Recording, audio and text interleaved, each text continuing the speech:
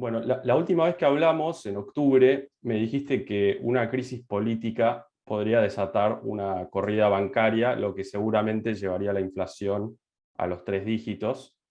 Pero hoy tenemos casi 5 billones de pesos en LELIQs y pases. Hubo un par de crisis políticas importantes desde octubre y eso no sucedió. ¿Cuál es el riesgo que ves hoy en el déficit cuasi fiscal? No tengo claro que no haya ocurrido. Cuando vos mirás la aceleración de los índices inflacionarios, la situación es muy comprometida. Cuando vos tomás el último dato de inflación, que es el del 4,7, el anualizado, estamos hablando en torno del 52% anual, 53. Si vos mirás el último bimestre, sí que es 8,8 y lo anualizás, estamos en niveles del 65. Si tomás el último dato punta y lo anualizás, estamos en 75%. Si tomás la inflación de alimentos, que fue 7,5% y que tiene la característica de ser un indicador líder para contexto donde cae la demanda de dinero, fue el 7,5% y eso anualizado te da 140. Y no solo eso, además en el mercado de cambios vos tenés un fuerte desequilibrio con una brecha del 100%, por lo tanto, dado que el precio de los alimentos viene determinado por el contexto internacional, la inflación, digamos, limpia de represión estaría viajando en torno al 350%. No es cierto, digo, que no tengas un problema inflacionario de proporciones gigantes y además a eso tenés todo el problema de las LELIQs y el déficit fiscal que generan, porque eso es todo emisión futura. Y la realidad es que la crisis política está tomando curso. O sea, el tema es que uno no sabe, digo, cuándo se va a desatar.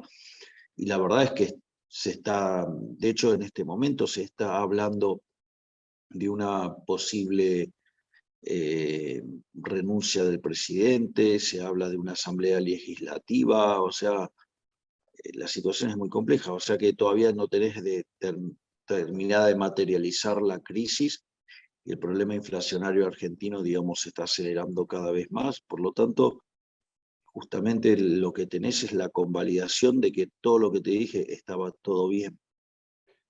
Desde un punto de vista estrictamente económico, ¿qué balance haces del contexto internacional a partir de la guerra, ¿no? ¿Nos favorece, nos desfavorece o un efecto neutral?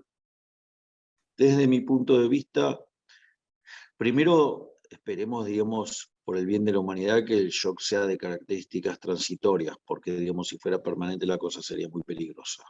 Primer punto. El segundo punto es, entendiendo la lógica de un shock transitorio, Argentina tiene un deterioro en los términos de intercambio, porque si bien es cierto, digamos, que productos que produce Argentina en el agro también, digamos, son producidos por Rusia y Ucrania, y eso subió el precio de esos bienes.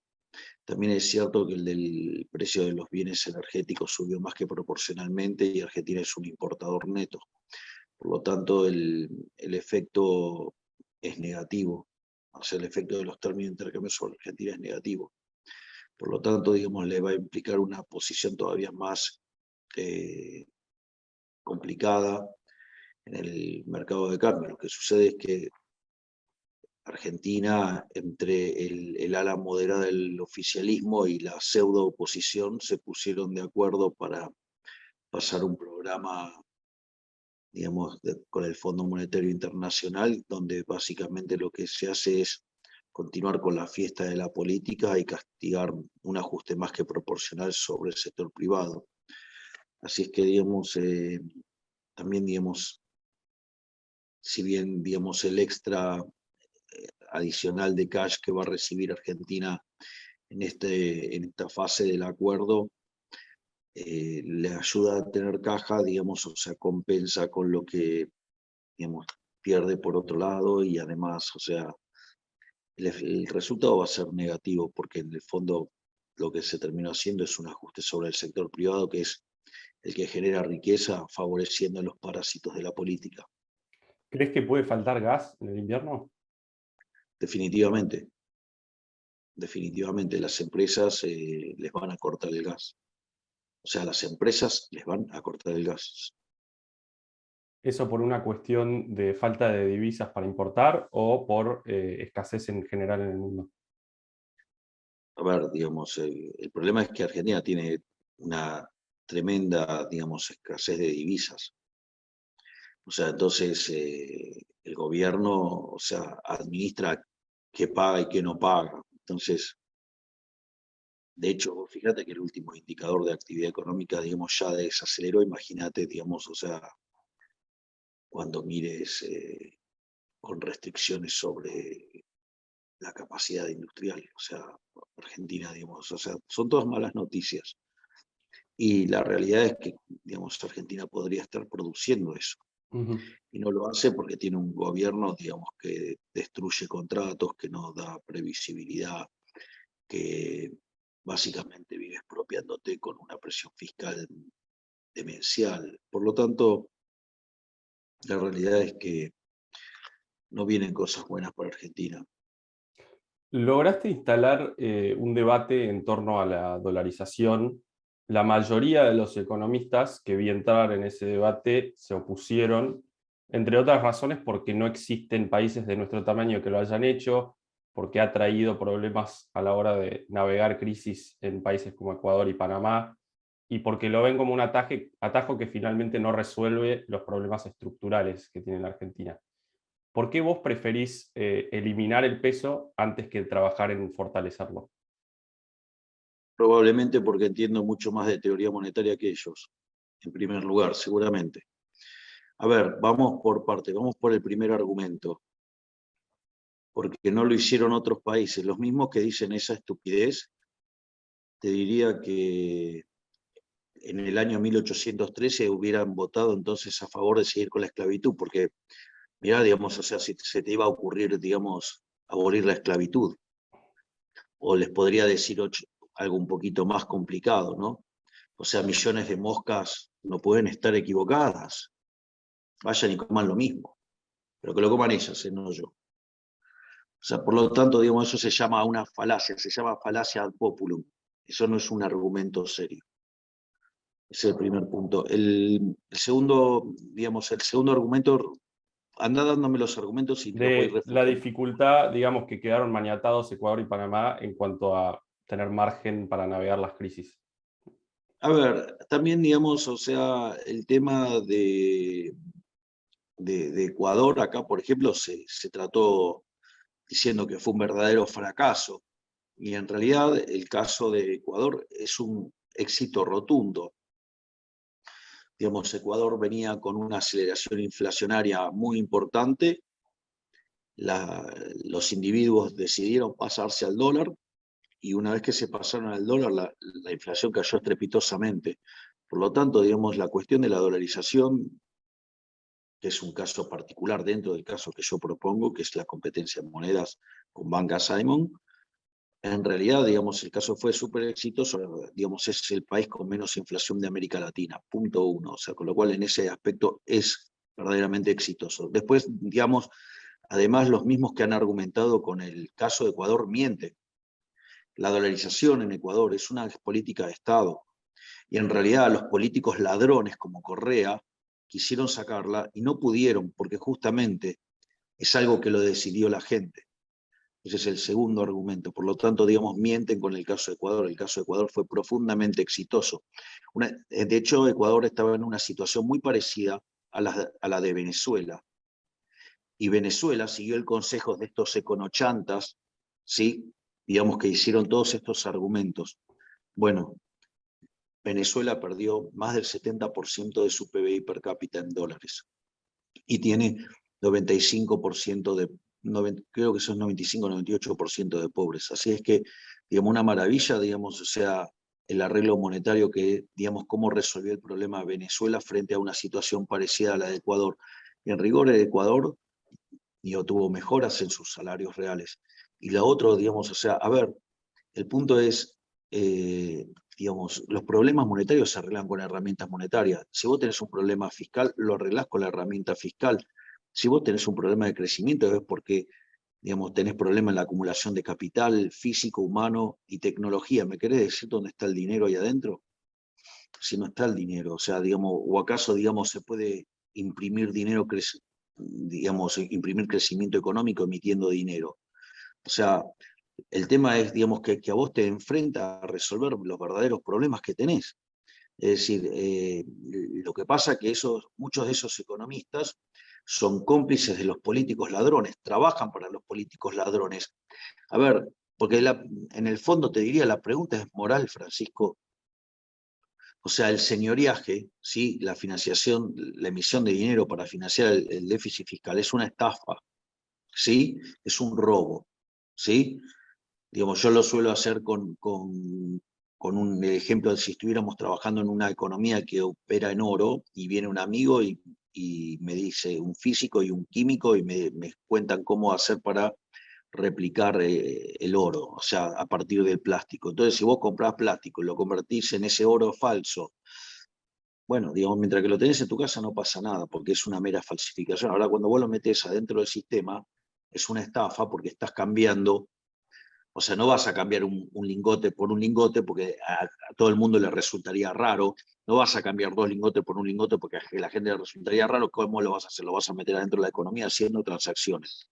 Entonces la gente, digamos, tiene precios pensados con la vieja cantidad de oro, y ahora entonces lo que va a pasar es que va a haber un exceso de oferta de oro, el poder adquisitivo del oro va a caer y todos los precios expresados en unidades de oro sube. O sea, es una estafa. Pero ¿Sabes Javier, qué? te hago una pregunta, o sea, Para, sí, sí, Francisco, para, porque no terminé el argumento. dale. Y en los últimos 2 años, el gobierno emitió por el equivalente de 11 puntos del PBI. Es decir, es una estafa, es un robo. Entonces, digamos, a mí no me sorprende que muchos de esos economistas que hacen críticas hayan sido funcionarios, sean funcionarios o trabajan para políticos ladrones. Entonces, ¿qué querés que te diga? Esa es la realidad. Ok. Es decir, acá, digamos, entonces, digamos, si vos tenés un problema, suponete el choque externo, ay, entonces eso me retrae la producción, me retrae la demanda de empleo, entonces, digamos, tendría, digamos, desempleo. No, digo, tiene que caer el salario real. Ahora, vos lo que tenés que darle es flexibilidad del mercado laboral, no, digamos, a generar una expansión monetaria para readecuar todos los precios para que no caiga el salario y los precios suban más, y vos, como digamos, no, es imposible que sepas eso, digamos, porque eso sería ser fatalmente arrogante, digamos, la lógica Hayek. Vos terminarías expandiendo la cantidad de dinero para llevar a la economía en una situación de empleo que no es, digamos, la que el lado real sostiene, y entonces ahí, digamos, está generando una situación de un boom artificial que después, digo, te terminás comprando la crisis. O sea, todos los argumentos son argumentos de tipos que tienen una cabeza muy chiquitita y que no pueden pensar afuera de la caja. Es decir, entonces, como digo, siempre fueron formados con la idea de que existe Banco Central, el Banco Central tiene que existir. Mirá, el Banco Central en Argentina es de 1935, antes no existía el Banco Central.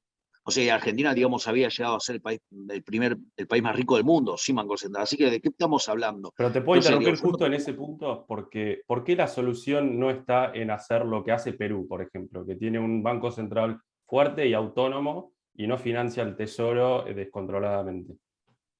Porque, a ver, Argentina tuvo una regla monetaria mucho, digamos, es un argumento ingenuo el de la independencia del Banco Central. ¿En Perú no Y es voy a, independiente? pero, digamos, o sea, ¿estamos en Perú o estamos en Argentina? ¿Saben? Pero no se puede lograr lo que hizo Perú acá. La pregunta es, ¿estamos en Perú o estamos en Argentina? Punto uno. Ok, Estamos en Argentina. pero sí, ¿Okay? pero no se puede Bueno, aspirar entonces, a eso. a ver, Argentina tenía un banco central independiente. Sí, Argentina tenía un banco central independiente. Argentina, sí, además de tener un banco central independiente, tenía una regla estricta, y cuando los políticos ladrones se quedaron sin ningún recurso, fueron y se llevaron puesto el Banco Central, con el agravante de que era una regla aceptada por toda la población, o sea que tenía fuerte consenso, pero no solo eso, sino que además tenía toda la estructura contractual montada sobre esa regla, y les importó nada romper todo con tal de volver a robarnos. Porque la pregunta es, entonces, digo, o sea, a ver, vos querés tener Banco Central independiente, entonces, ¿para qué es el Banco Central independiente? Para no financiar al fisco. Bueno, digamos, en este contexto, digamos, que yo propongo, no podés financiar al fisco, hasta ahí estamos iguales. A ver, ¿qué quieren hacer? ¿Qué quieren? ¿Controlar la tasa de interés? Controlar la tasa de interés es un espanto, o sea, la tasa de interés es el precio relativo de los bienes presentes respecto de los bienes futuros. Es decir, es como querer controlar precios no solo en el presente, sino que además en el futuro, lo cual, digamos, demanda conocer un montón de cosas que, digamos, no las conocen, como por ejemplo las preferencias de todos los individuos, sobre todo los bienes pasados, presentes y futuros. Además, tendrías que conocer las preferencias, por ejemplo, de gente que, por ejemplo, todavía no nació, ¿sí? No solo eso, sino que además deberías conocer la tasa de preferencia intertemporal. Deberías conocer toda la tecnología hoy para poder conocer el producto marginal del capital, y lo debería saber también todo el proceso tecnológico para saber cómo van a ser todas las tecnologías futuras y todas las, digamos, las funciones de producción futura, ¿sí? Y además, o sea, tendrías que conocer las respectivas tasas de amortización, ¿sí?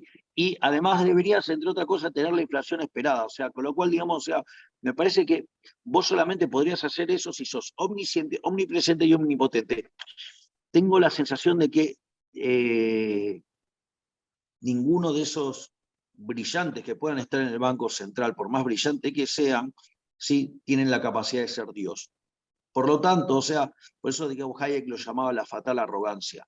Entonces, la otra es, digamos, aparte, digamos, o sea, ¿por qué hay que exportarle las limitaciones mentales de algunos economistas de escasa formación financiera? La pregunta es, si vos tenés una empresa y los precios te van a bajar o los precios pueden bajar, vos podrías contratar un futuro y te asegurás tus ingresos. Quizás la situación te parece muy rígida, entonces podrías utilizar distintos esquemas de opciones para cubrirte. Entonces, ¿cuál es el problema? Es decir, ¿por qué, digamos, o sea, las limitaciones mentales y cognitivas y intelectuales y de conocimiento de ciertos economistas funcionales a los políticos ladrones habría que extrapolárselas al sector privado? Si el sector privado cuando tiene un problema lo arregla, ¿eh? Es decir, digamos, y que si hay un cambio de precios relativos, que digamos, o sea, el policy maker tiene que, digamos, mitigar la señal de precios.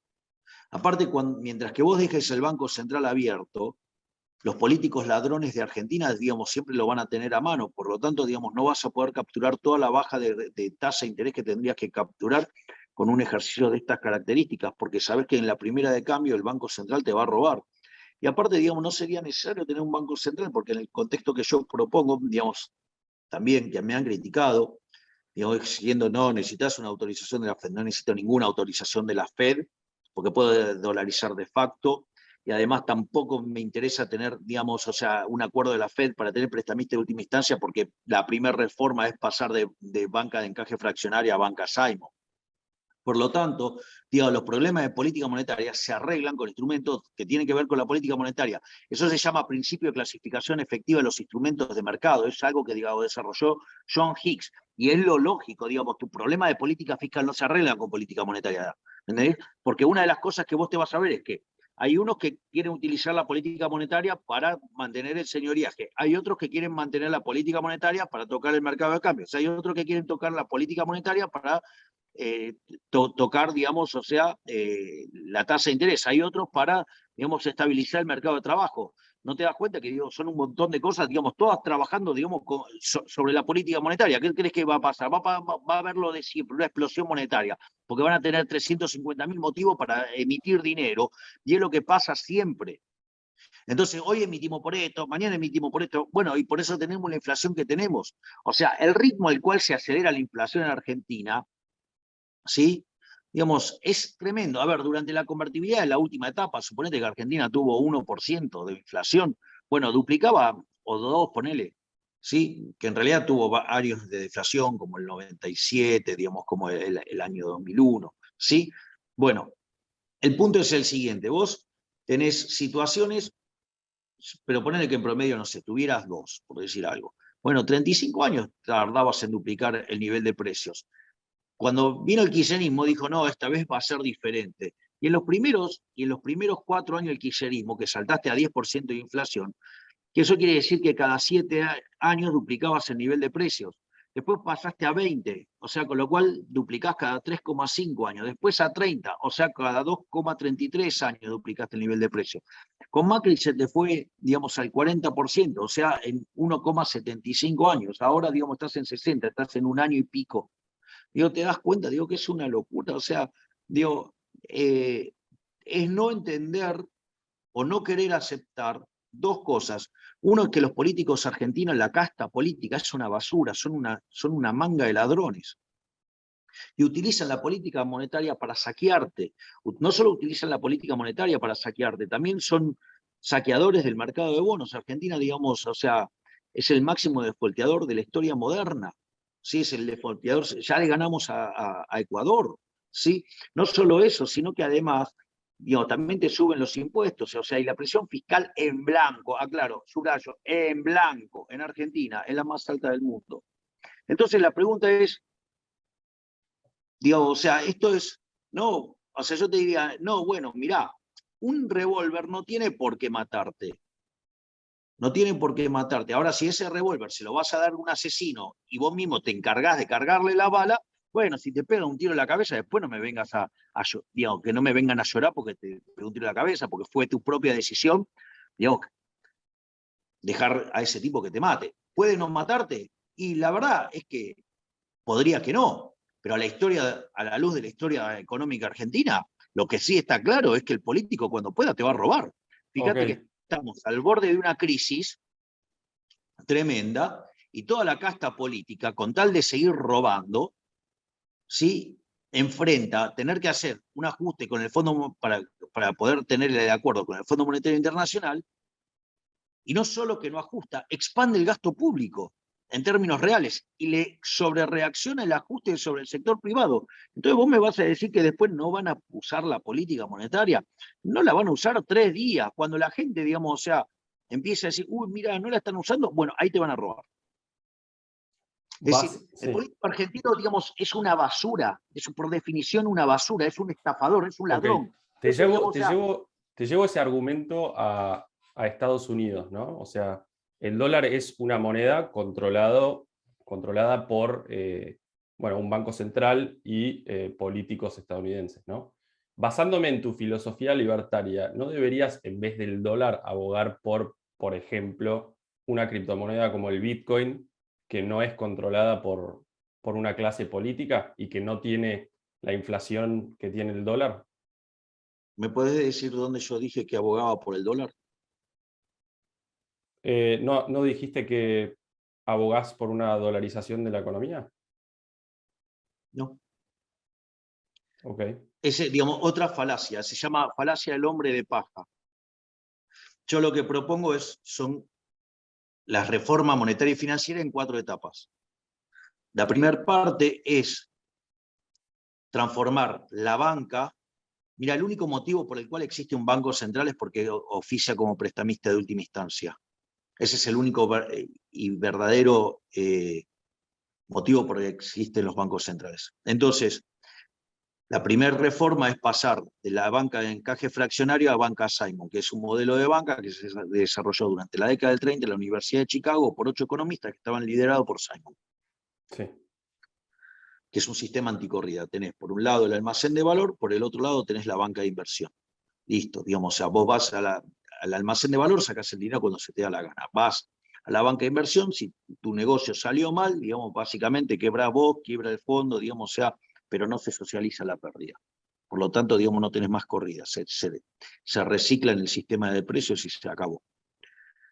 La segunda parte es que vayas a un sistema de banca libre. Eso va a implicar que las instituciones financieras, digamos, se van a matar, digamos, compitiendo, y eso significa que el que se puede endeudar se va a endeudar más barato, y el que tiene que tomar, y el que recibe un retorno va a recibir un retorno más alto, se van a comprimir los spreads y además el sector se va a expandir fuertemente. En especial si tomás lo paupérrimo que es, digamos, por ejemplo, el crédito del sector privado en Argentina es en torno al 10% del PBI, o sea, nada. Entonces, una vez que estás ahí, lanzás la competencia de monedas. En esa competencia de monedas, la gente va a elegir la que quiera. y Lo la gente más siempre elige probable, lo que le conviene o lo mejor, digamos, porque hay poco y vos, y conocimiento vos de teoría no, no, está monetaria. bien, y la pregunta es si vos sabés mejor que la gente, que lo que quiere la gente. ¿Vos creés, digamos, que digamos, el presidente del Banco Central sabe mejor lo que quiere la gente que lo que, digamos, que la propia gente, digo, porque el presidente del Banco Central no le quiere dar los dólares, pero él sí ahorra en dólares. Cecilia Todesca no te da los dólares, pero ella ahorra en dólares. Guzmán no te da los dólares, pero él sí ahorra en dólares. ¿De qué estamos Ujú. hablando? ¿Me comprendés? Que son unos inmorales. ¿Sí? Entonces, digo, a ver, el punto entonces es distinto. La realidad es que bajo competencia de moneda vos elegís la moneda que se te dé la gana, elegís la moneda que se te dé la gana. Lo más probable es que a la luz de la historia, como los argentinos además tienen 400.000 millones de dólares en el colchón, digamos, o sea, lo más probable es que elijan el dólar. Pero si el dólar llega a empezar a deteriorarse como moneda, ¿sí? Podrías pasarte, digamos, te podrías pasar, no sé, digamos, al euro, te podrías pasar al yen, te podrías pasar a la libra, te podrías pasar la moneda que se te dé la gana, digamos, el franco suizo, y si querés hacer en Bitcoin, y si querés oro en oro, a mí me da lo mismo. Y una vez que vos haces eso, podés liquidar el Banco Central. Ok, pero vos personalmente no tenés una preferencia por una moneda en particular. No, no tengo ninguna, porque yo detesto la existencia del Banco Central, además. Ok. ¿Y tu O posición sea, sobre Bitcoin cuál es? que el problema que tiene el Bitcoin es que eh, no entró, digamos, cuando no existía cuando fue el primer congreso de Génova en 1445, que es cuando impusieron el curso forzoso.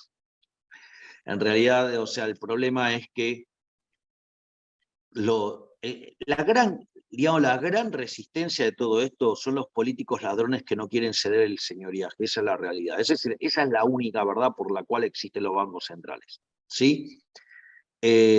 Claramente, digamos, el Bitcoin es una solución a eso. Ahora, ¿cuál es el problema? El problema es que no tiene el curso forzoso y, digamos, y los políticos ladrones no se lo van a dar.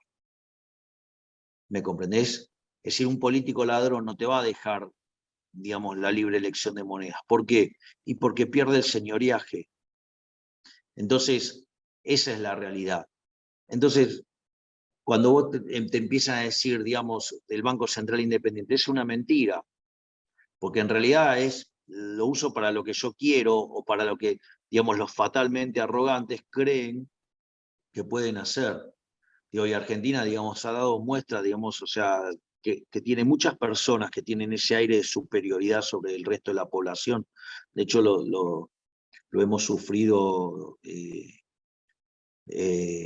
hace unos días con un consultor que se llama Alejandro Katterberg, ¿sí? Digamos, encomendado, digamos, digamos, empleado en el fondo, digamos, por Horacio Rodríguez Larreta, para agredir a las personas que me votaron a mí, denostándolas intelectualmente y denostándolas por ser trabajadores, poniéndose él en una situación de superioridad intelectual.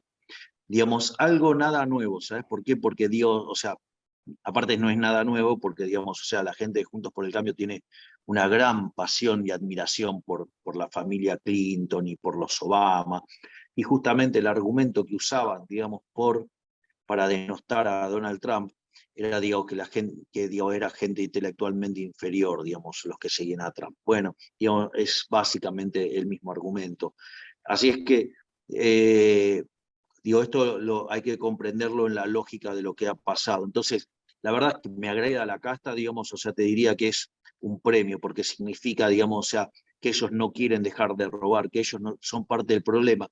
Y aquellos que salieron a hacer estas defensas tan encendidas, digamos, de manera, digamos, con críticas infundadas, porque, ¿me entendés? O sea, por ejemplo, vos agarrás y me decís, no, bueno, pero necesitas prestamista de última instancia, necesitas que la FED te apruebe. Bueno, ese es intelectualmente deshonesto, digo, o no entendiste lo que yo propuse, o no lo leíste y criticás sin saber, o sos un operador, o sea, cualquiera de las definiciones es mala, ¿sí?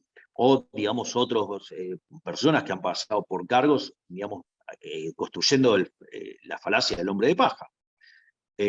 Así es que, digamos, en ese sentido, es más, algunos han utilizado este argumento y como los rebatí en vivo, ¿sí? aprietan periodistas, cosa que hacían también cuando estaban en los cargos. Dijiste en una entrevista la semana pasada que mantendrías los planes sociales, pero que delegarías su gestión en las municipalidades. ¿Eso significa que mantendrías el presupuesto de ese gasto social en términos reales? A ver, vos tenés que entender, digamos, que los que reciben los planes sociales, digo, claro, lejos de la lógica del cambiemita promedio, digamos, o sea, que acepta, digamos, las mentiras de, digamos, sus estrategas de campaña, digo, las personas que tienen programas sociales son víctimas de la casta política, ¿ok? Como consecuencia de ello, cuando vos haces la reforma del Estado, no deberías ir sobre los programas sociales en primer lugar, deberías ir sobre los lugares donde roba la política. Ese es el primer punto. De hecho, los planes sociales en las reformas de primera generación no se tocan, o sea, recién son parte de la reconversión de las reformas de segunda generación, en lo que yo planteo. Donde además la gente deja los programas sociales porque le conviene pasarse al sector privado y se dan todas las condiciones para que ellos sean, digamos, con los desarrollos de las reformas de primera generación. Ese es el primer punto. El segundo punto tiene que ver con que la forma en que hoy, digamos, se centralizan los programas sociales dejan al gobierno víctima de la extorsión de un conjunto de señores que en realidad utilizan eso para extorsionarte, para sacarte plata, para que el problema nunca se arregle y la gente nunca mejora. ¿Por qué eso se Entonces, resuelve con la gestión municipal? ahí tenés varias cuestiones. Primero porque los intendentes están más en contacto directo con la gente. O sea, y además lo resuelven adentro de sus municipios. No tenés por qué estar rompiendo la capital federal. Entonces, pensá que, digamos, vos lo hicieras en la provincia de Buenos Aires, entonces esa conglomeración de gente se divide en más de 130 municipios. O sea, dejás de tener los problemas de congestión, dejás de tener, digamos, o sea, al puntero político extorsionándote. ¿Me comprendés? Entonces, y la interacción entre el intendente y la gente es más directa. O sea, esa es la gran diferencia. Y no que uses un intermediario que utiliza esos fondos para dinamitarte la ciudad y para correrle la agenda hacia las ideas de la izquierda, que es lo que, digamos, nos está hundiendo. Vos fijate, digamos, que digamos, tenías esa manifestación y el jefe de gobierno de la Ciudad Autónoma de Buenos Aires se fue a dar charlas explicando por qué el próximo presidente tiene que ser del PRO. Faltaba que dijera que, digamos, se parece a Steve Jobs, digamos, o que le copia el look a Steve Jobs. Dale. Ya hablas de tu candidatura a presidente el año que viene. ¿Crees que es un objetivo realista teniendo en cuenta la falta de estructura y de territorio de tu fuerza política? Lo mismo me decían cuando me presenté a, digamos, para diputado. Decían que no íbamos a poder armar el partido. Decían, una vez que lo pudimos armar, decían que no podíamos pasar las PASO. Después decían que íbamos a perder contra los votos en blanco. Después dijeron que nos iban a golear los de la izquierda. Y después dijeron que era un milagro si conseguíamos un 8%. O sea que con suerte sacábamos 5 o 6, no más que eso. Que no iba a ser suficiente para poder ingresar a la Cámara. Sacamos 17. ¿Cuánto Siendo crees que puedes outsider. sacar el año que viene? Hoy las encuestas dicen que estamos en torno al 20%. Lo que pasa es que de vuelta no hay que caer, digamos, en la mentira de los operadores de Juntos por el Cambio, digamos, planteando esto, digamos, nosotros o Venezuela, digamos, todas esas mentiras que son bastante fascistas, esas mentiras que construyen, porque implica el uso del polilogismo y si no es A, entonces es B, y en realidad hay todo un abecedario, ¿no? O sea, y la verdad es, digamos, que los que le aprobaron el programa con el fondo, digamos, son ellos. Yo no se lo aprobé. O sea, la ley de alquileres es de ellos, digamos, la ley de teletrabajo es de ellos, el impuesto a la renta financiera es de ellos, o sea, ellos son kirchneristas también, digo, lo que pasa es que son con buenos modales. O sea, Del 1 al 10, ¿cuán probable es que concretes una alianza con Macri y con Patricia Bullrich? todo depende si es por dentro o por fuera de Juntos por el Cambio. Yo, digamos, o sea, no voy a entrar de ninguna manera a Juntos por el Cambio. Yo no me voy a mezclar con socialistas, yo no me voy a mezclar con la Unión Cívica Radical, que es la Internacional Socialista, no voy a mezclar con la Coalición Cívica, que son todavía más de izquierda que la Unión Cívica Radical, y tampoco me voy a juntar, digamos, con las palomitas tibias, digamos, tipo Larreta, Vidal, digamos, que también son de izquierda. ¿Y qué sensación tenés respecto al futuro de las dos coaliciones del Frente de Todos y de Juntos por el Cambio, mirando hacia el 2023, si es que van a ir a internas o es que se van a romper? Yo creo que, a ver, el Frente de Todos está roto, ¿no? Digo, eso se nota. Formalmente todavía no. Está bien, digamos, pero cuando, está bien, digamos, o sea, en términos dinámicos, digamos, a ver, arrancamos hablando de una posible asamblea constituyente, digamos, o sea, estamos hablando de que está roto y ahora, digamos, decir que no está roto, o sea, está roto, o sea, el problema, digo, es una cuestión de índole formal, pero roto está recontra roto, si no, no estaríamos hablando de una asamblea constituyente. Sí que fue como arrancamos. Ahora, y el caso de Juntos por el Cambio es lo mismo. Digamos, en la Cámara de Diputados son 10 bloques. Entonces, si no, fíjate las cosas que se dicen entre ellos. O sea, y te vas a dar cuenta que eso también está todo roto. Ahora, digo, que se pueden juntar, lo pueden hacer. Ahora, el problema es que cuando vos te juntás con motivos electorales, pero no tenés afinidad ideológica, el resultado es cantado, digo, termina mal, explota. O sea que si se quieren juntar, hacer otro rejunte de esos para ganar una elección y chocar de vuelta al país, bueno, digo, que por lo menos la sociedad sepa que cuando hace eso, ok, digamos, podrá conseguir el objetivo electoral, pero el país lo van a reventar de vuelta.